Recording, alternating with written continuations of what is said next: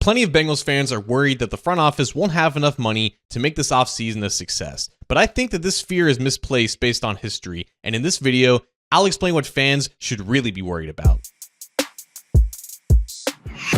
Hi again, Bengals fans. John Sheeran of A to Z Sports Cincinnati here, and I'm not the first person this offseason who covers the Bengals to say this, but the Bengals have plenty, and I mean plenty, of money to spend this year. And I'm not just talking about cap space. I mean, they do have plenty of cap space as of this posting, but there's going to be a lot more of that once they get down to roster cuts and, setting the table for free agency. I'm also talking about actual cash on hand, which is how, teams pay for players. And this is always the nuance that I think fans gloss over when they're talking about how aggressive a team is going to be in free agency or extending their own players.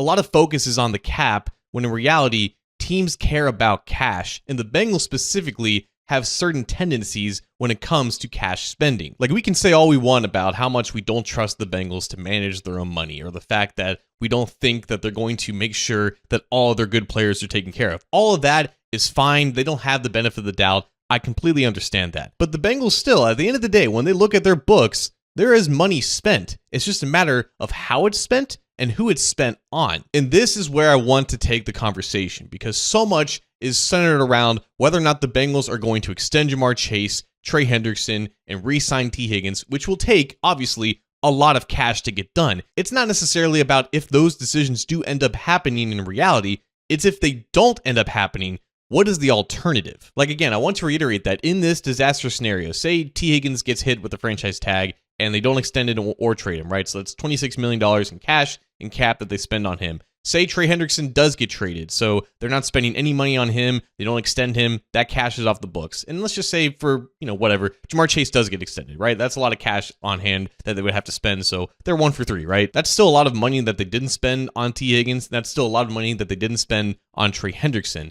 The Bengals aren't going to sit on that money. They are still going to spend it to a certain degree. And we know this because just like we can track how much the Bengals spend up to the salary cap every year, we can also track how much cash they spend on average every year. And how much cash they spend every year changes based off of the salary cap for that season. And shout out to Jake Lisco of Locked On Bengals for keeping up with this math, because we've kind of known this trend for years and it hasn't really changed regardless of how much the salary cap goes up. But the math is pretty simple. On average, you can expect the Bengals to spend in cash every single year about 8% more than what the salary cap is for that season. And as of right now, we don't know exactly what the 2025 salary cap is, but it's projected to be around $275 million. So what's 8% more of that rough estimate? About $293 million in cash spent. And that's a big number, but what matters more is how much the Bengals are projected to spend as of right now. And if the Bengals don't make any expected decisions, cuts, and trades like we expect them to make leading up to or during free agency, like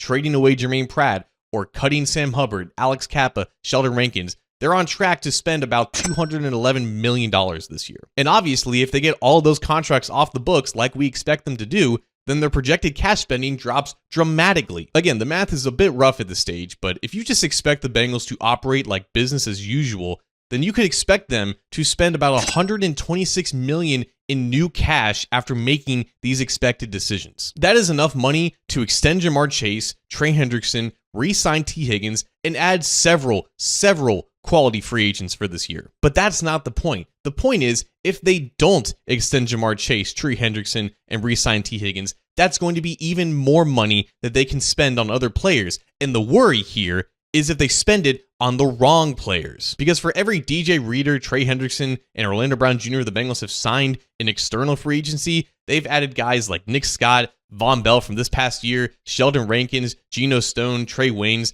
Like, their hit rate is pretty hit or miss. And that is where I think if fans are going to worry about this offseason, that is where their worry should reside. It's not about spending money, it's who you're spending the money on. And it's like, yeah, of course it would be unconventional for the Bengals to spend so much on 2 receivers and a soon-to-be 30-year-old edge rusher. That's why a lot of people aren't expecting it, because it just doesn't look right. But I'm telling you that not only is it very much possible, which contradicts what a lot of national insiders are saying who don't really know the nuance of the situation, the alternative in which they don't spend a large chunk of this cash on these players and they spend it on external free agency, that alternative has a much greater chance of biting the Bengals in the ass. In short, the Bengals not only have a ton of money to spend, they are going to spend it. If you're going to worry about anything, it's who they spend that money on.